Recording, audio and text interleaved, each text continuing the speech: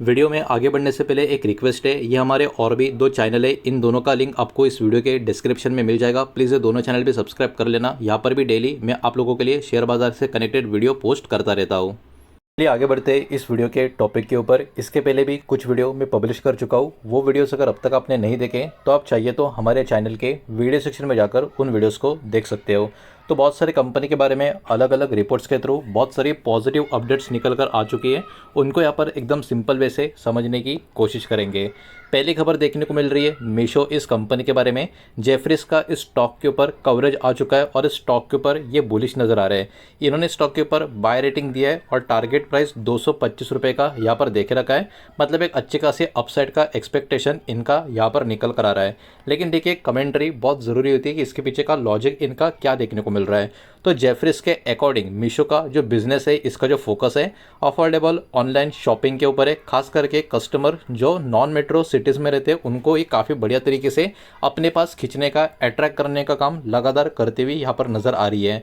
इतना ही नहीं, कंपनी अभी के time large value commerce platform यहाँ पर बिल्ड करते हुए नजर आएगी, जिसका पूरा का पूरा जो इंटेंशन है इफिशिएंट लॉजिस्टिक सिस्टम, अफोर्डेबिलिटी, उसके साथ साथ प्रोडक्ट डिस्कवरी और भी बेटर तरीके से प्रेजेंट करना, इन सब के ऊपर इनका बहुत ही बढ़िया फोकस जो देखने को मिल रहा है। ये भी इस टारगेट के पीछे का एक रीज़न हमको देखने को मिल रहा है। इतना ही नहीं, रिपोर्ट के मुताबिक मीशो का जो नेटवर्क है वो और भी मजबूत होता हुआ हमको यहाँ पर देखने को मिल रहा है। खास करके यूज़र्स की बात करें, सेलर्स की बात करें, लॉजिस्टिक पार्टनर्स की बात करें या कंटेंट क्रिएटर्स की बात करें, इनका भी ज्वाइनिंग इनके प्लेटफॉर्म पर देखने को मिल रहा है। तो इसी के कारण कहीं ना कहीं जेफरीज इस कंपनी के ऊपर, इस स्टॉक के ऊपर बुलिश नज़र आ रहे हैं। नेक्स्ट खबर हमको देखने को मिल रही है एजेस वॉपक टर्मिनल लिमिटेड इस कंपनी के बारे में। पॉजिटिव आउटलुक इस कंपनी के ऊपर कंटिन्यू यहाँ पर होता हुआ नजर आ रहा है और इनके ऊपर भी जेफरीज का एक कवरेज देखने को मिल रहा है। तो इन्होंने इस स्टॉक के ऊपर भी अपना बाय का रेटिंग मेंटेन करके रखा है और इस ब्रोकर ने टारगेट प्राइस स्टॉक के ऊपर 240 का यहाँ पर देके रखा है, जो करंट मार्केट प्राइस कंपेयर में एक ठीक ठाक अपसाइड यहाँ पर शो कर सकता है, मतलब कर रहा है। अब देखिए इनका जो रिपोर्ट है, इसके अकॉर्डिंग एलपीजी का जो इम्पोर्ट है वो कहीं ना कहीं पिछले कुछ महीनों में अफेक्ट होता हुआ हमको देखने को मिल रहा है और इसके पीछे का रीज़न हम सबको पता है। जो जियोपॉलिटिकल टेंशन मिडिल ईस्ट में चल रही है, यही इसके पीछे का बहुत ही बड़ा रीज़न हमको नज़र आ रहा है। अब इसके कारण कंपनी का स्टॉक का परफॉर्मेंस को भी कहीं ना कहीं इम्पैक्ट होता हुआ देखने को मिल रहा है। लेकिन जेफरीज का ये बिलीव है एलपीजी का जो इम्पोर्ट है वो कहीं ना कहीं फिर से नॉर्मल होता हुआ नज़र आएगा जैसे जैसे ये सिचुएशन धीरे धीरे स्टेबलाइज होती जाएगी तब। इसलिए एक्चुअली ये लोग अभी के टाइम भी इस स्टॉक के ऊपर बियरिश नहीं बल्कि अपना जो बुलिश एक व्यू है अभी भी मेंटेन करते हुए यहाँ पर नज़र आ रहे हैं। नेक्स्ट खबर है इंडिगो के बारे में। जेफरीज ने यहाँ पर भी कहने के अपना कॉन्फिडेंस इस स्टॉक के ऊपर कंटिन्यू करने का फैसला लिया है। आप देखिए जेफरीज ने स्टॉक के ऊपर भी मेंटेन किया है बाय का रेटिंग। ब्रोकरेज ने टारगेट सेट किया 5380 पर शेयर का इस स्टॉक के ऊपर, जो करंट मार्केट प्राइस के कंपेयर में एक अच्छे खासी अपसाइड यहाँ पर भी शो करती है। अब इसके पीछे के कुछ लॉजिक की बात करें, इनकी कमेंट्री की बात करें तो ब्रोकरेज के अकॉर्डिंग रिसेंटली इस कंपनी ने अपना जो लॉन्ग टर्म का स्ट्रैटेजी प्रेजेंट किया है, उसके कारण कहीं ना कहीं मार्केट का फोकस स्टॉक के ऊपर और बढ़ सकता है। ये इसके पीछे का एक लॉजिक है। साथ ही साथ कंपनी का जो फोकस है वो कहीं ना कहीं फ्लीट का जो एक्सपांशन है उसका बैलेंस शीट के ऊपर अच्छा देखने को मिल रहा है। साथ ही साथ प्रॉफिटेबिलिटी का जो ग्रोथ है उसके ऊपर भी कंपनी का जो एक कहीं ना कहीं फोकस नजर आ रहा है बैलेंसिंग के थ्रू, वो भी कहीं ना कहीं इनको बहुत जो सही लग रहा है। इसी के कारण ये वाला शेयर के ऊपर भी ये अभी के टाइम बुलिश नजर आ रहे हैं और इनका यही मानना है ये जो स्ट्रैटेजी कंपनी के द्वारा यहाँ पर निकल कर आ रही है वो कंपनी का फ्यूचर ग्रोथ का प्लान को काफ़ी बढ़िया तरीके से सपोर्ट करेगी। तो हो सकता है शॉर्ट टर्म में थोड़ा बहुत उथल पुथल हमको देखने को मिले, लेकिन आने वाले समय के लिए कहीं ना कहीं बहुत ही अच्छा खासा सिनेरियो इस कंपनी का नजर आ सकता है। इसके कारण ये इस स्टॉक के ऊपर भी अभी के टाइम बुलिश नजर आ रहे हैं। बचे हुए शेयर से उनको भी एक एक करके देखेंगे, लेकिन उसके पहले वीडियो को लाइक कर देना, वीडियो को शेयर कर देना। पहली बार चैनल पर आ चुके हो तो चैनल को भी सब्सक्राइब जरूर कर देना। नेक्स्ट खबर हमको देखने को मिल रही है जी एंटरटेनमेंट इस कंपनी के बारे में। फंड रेजिंग का जो प्लान है उसको एक्चुअली अप्रूवल मिल चुका है। ये बहुत ही बड़ी खबर अभी मार्केट में इस कंपनी के बारे में आ चुकी है। जी एंटरटेनमेंट एंटरप्राइजेस की बात करें तो इन्होंने खुद ने अनाउंस किया है कि बोर्ड ने यहाँ पर अप्रूवल दे दिया है प्लान करने का, रेस करने के लिए 2300 करोड़ का फंड रेजिंग का प्लान को तो ये अपने आप में काफ़ी ह्यूज फंड रेजिंग का प्लान आपको देखने को मिलेगा। और कंपनी कहीं ना कहीं ये वाली जो अमाउंट है, मतलब फंड रेजिंग जो है, एक या मल्टीपल फेजेस में कंटिन्यू या कंडक्ट करते हुए हमको नज़र आ सकती है। तो इसके ऊपर भी बाजार का कहीं ना कहीं एक फोकस यहाँ पर बना रहेगा। अब देखिए कंपनी के अकॉर्डिंग ये जो पैसा, मतलब ये जो फंड जो रेस कर रहा है, इसका यूज़ कहाँ कहाँ पर होगा, मतलब किस चीज़ के लिए होगा।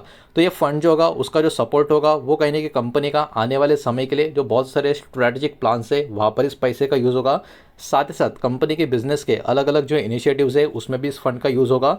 और फ्यूचर ग्रोथ का अपॉर्चुनिटी में कंपनी को जिधर जिधर पार्टिसिपेट करना है उसमें इन फंड्स का यूज़ होगा। ये वाली बात भी कंपनी की तरफ से अभी कहीं ना कहीं बाहर निकल कर आ रही है। तो ये जो सारे पॉइंट्स है ये भी कहीं ना कहीं बाजार के फोकस में यहाँ पर बने रह सकते हैं। नेक्स्ट खबर हमको देखने को मिल रही है वेस्कॉन इंजीनियरिंग इस कंपनी के बारे में, या इंजीनियर्स इस कंपनी के बारे में। एक बहुत ही बड़ा ऑर्डर इस कंपनी ने एक्चुअली यहाँ पर जीत लिया है।